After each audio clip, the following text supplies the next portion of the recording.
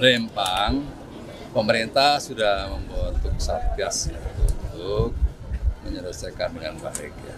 Intinya bahwa kalau kita melihat ada dua penyelesaian ya. Ada penyelesaian judicial oleh satgas itu, tapi juga bisa melakukan pendekatan non-judicial. Karena ternyata banyak dari teman-teman yang secara sadar memahami ya, bahwa dia telah salah membeli. Akhirnya dengan kesadarannya sendiri menyerahkan. Ya, menyerahkan tanpa ada sebuah proses. Gitu. Ya, kalau ada kompensasi itu nanti dibicarakan antara mereka dengan pihak yang berkaitan. Gitu. Jadi saya pikir masyarakat yang memang salah membeli atau tertipu dan seterusnya sebaiknya menyerahkan saja. Ya. Karena pada akhirnya nantinya akan terlihat mana sebenarnya yang siapa yang nanti yang jual dan susah akan ketemu semua. Yang kedua, memang ada yang maksa, ya, akan maksa dengan perlawanan. Bisa kita lihat kan perlawanan, ada yang menggunakan massa dan seterusnya. Saya himbau untuk tidak perlu itu, ya, tidak perlu, karena ini untuk kepentingan yang lebih besar. Tadi Pak Luhut juga menyatakan bahwa ini ada masalah komunikasi yang kurang tepat istilahnya Pak ya, atau dan Pak Menteri BUMN juga, Menteri Investasi juga menyatakan. Ya, memang kita sering begitu, ya kita sering ada persoalan-persoalan yang tidak terkomunikasi lebih awal, ya, sehingga tahunya masyarakat mungkin tahu-tahu kok ada kegiatan begini dan seterusnya. Ini memang sekali lagi teman-teman sekalian, kalau urusan komunikasi kan kita sering mengucapkan mudah, tetapi sering di praktek di lapangannya tidak seperti itu. Nah, tapi KSP berusaha untuk memahami situasi dan kita mencoba dari pendekatan non-judicialnya. Ada pihak-pihak yang bisa kita komunikasikan, udahlah, untuk kepentingan negara, untuk kepentingan masyarakat yang lebih besar, sebaiknya daripada berhadapan dengan persoalan-persoalan hukum dan seterusnya. Akhirnya banyak.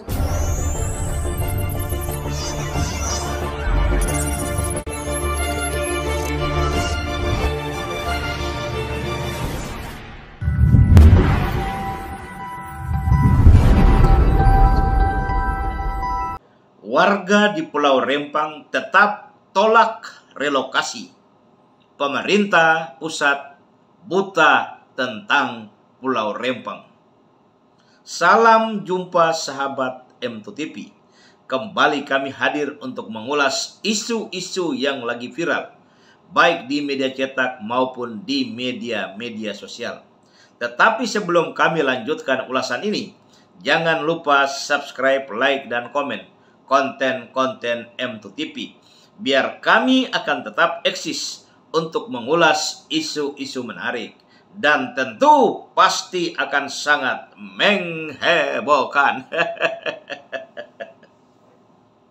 Sahabat M2TV, warga atau masyarakat di Pulau Rempang masih tetap tolak program relokasi, dan sampai saat ini kita melihat bahwa pemerintah pusat masih buta tentang informasi atau data-data dari Pulau Rempang. Hal ini sangat nyata. Kita sudah melihat dan kita sudah mendengar ketika terjadi aksi kedua, bentrok antara masyarakat Melayu dengan aparat keamanan di depan kantor BP Batam.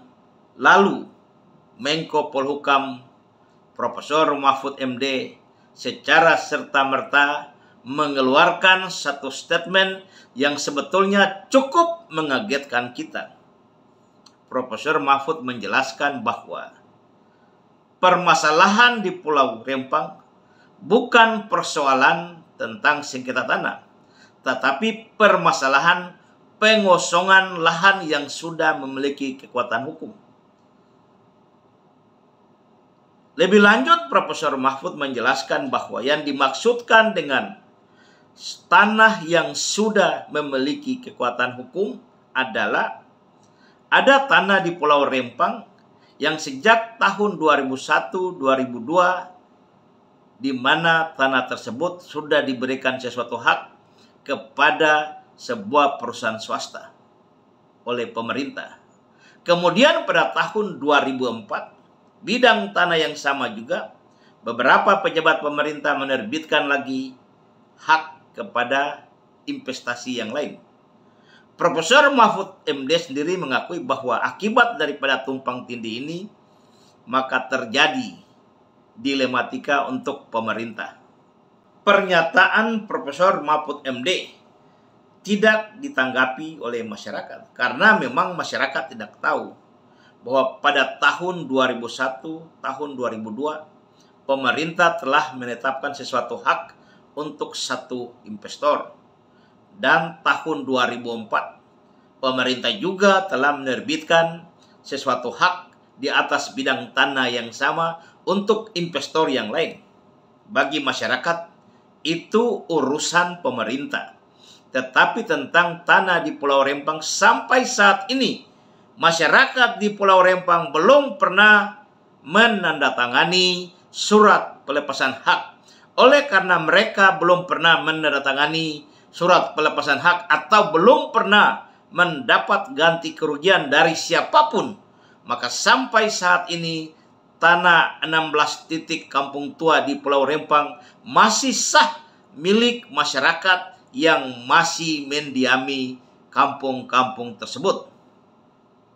Pernyataan berikut keluar dari Menteri ATR Kepala BPN. Dengan sedikit konyol, Pak Menteri menyatakan bahwa masyarakat di Pulau Rempang tidak memiliki sertifikat hak guna usaha. Bagi saya ini pendapat yang tidak masuk di akal, sedikit konyol, sekaligus menggambarkan pemerintah tidak sadar bahwa kewajiban pemerintah untuk mendata semua tanah yang ada di Negara Kesatuan Republik Indonesia dan memastikan memberikan hak-hak atas tanah masyarakat yang sudah dikuasai secara turun-temurun. Faktanya pelayanan itu tidak pernah sampai ke masyarakat di Pulau Rempang dengan berbagai dalil, alasan-alasan yang disampaikan oleh pemerintah. Dan pernyataan yang berikut dari Jenderal Purnawirawan Luhut Binsar Panjaitan. Pak Luhut mungkin dalam keadaan tidak tahu juga menjelaskan bahwa sebahagian besar tanah di Pulau Rempang dikuasai oleh orang luar, bukan oleh masyarakat setempatnya. Dan beliau juga menyatakan sebagian besar tanah di Pulau Rempang adalah tanah negara. Statement yang nyaris hampir sama dengan pernyataan Jenderal Purnawirawan Luhut Binsar Panjaitan juga dikemukakan oleh Kepala KSP Jenderal Purnawirawan Muldoko. Dalam satu kesempatan, Jenderal Purnawirawan Muldoko menjelaskan bahwa masyarakat di Pulau Rempang tertipu karena telah membeli tanah yang salah. Untuk itu diminta untuk segera dikembalikan. Dari statement-statement yang keluar dari pejabat-pejabat tingkat pusat ini, maka kita semakin mengetahui bahwa pemerintah pusat buta tentang keterangan serta data-data riwayat tanah di Pulau Rempang. Mereka berbicara asal ngomong dan sangat disayangkan orang-orang yang masuk dalam ring 1 Presiden Republik Indonesia ini asal ngomong, berbicara tidak berdasarkan data yang sebenar-benarnya.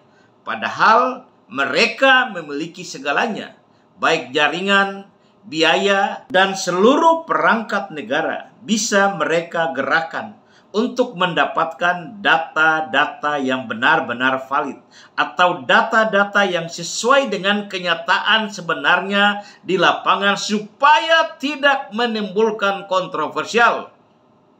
Yang terjadi sekarang sangat-sangat disayangkan ketika para pejabat ring 1 Presiden Joko Widodo ngomong tidak berdasarkan data yang sebenarnya, ngomong asal yang penting Pak Presiden senang, sengaja memasang badan untuk membela kebijakan-kebijakan Presiden, itu sangat wajar sebagai seorang bawahan Presiden. Tetapi ketika pembelaan itu didasarkan dengan data-data yang tidak benar, sama saja dengan Anda sedang membunuh Presiden.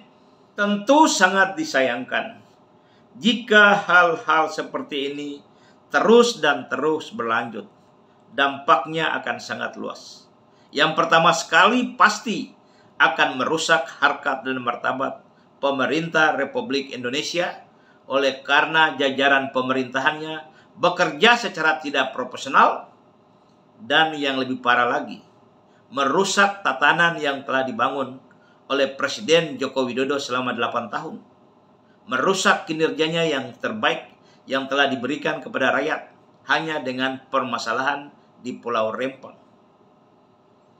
Ataupun kita patut menduga bahwa biang kerok atas semua data-data ini adalah BP Batam. Karena mereka memberikan data-data yang tidak benar, data-data yang tidak bisa dipertanggungjawabkan secara hukum ke pemerintah pusat.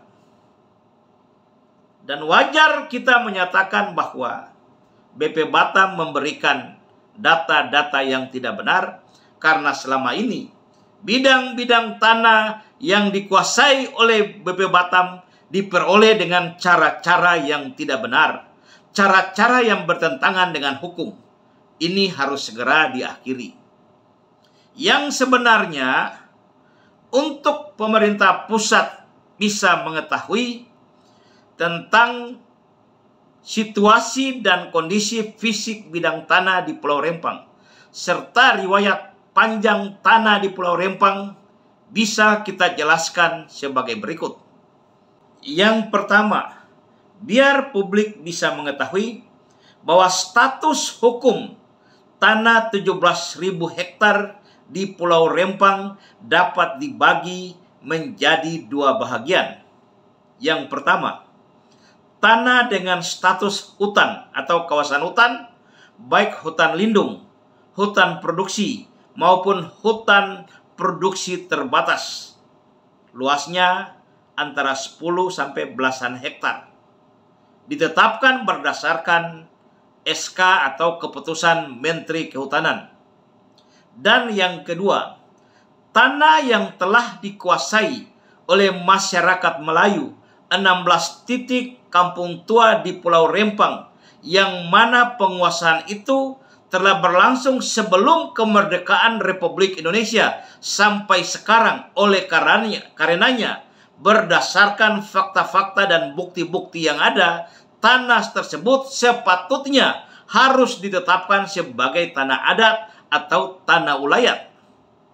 Dengan penjelasan kami tentang status hukum atas tanah 17.000 hektar di Pulau Rempang tadi, maka sudah sangat jelas kami dapat menyimpulkan bahwa apa yang dikemukakan oleh Profesor Mahfud MD selaku Menko Polhukam adalah keliru atau belum benar.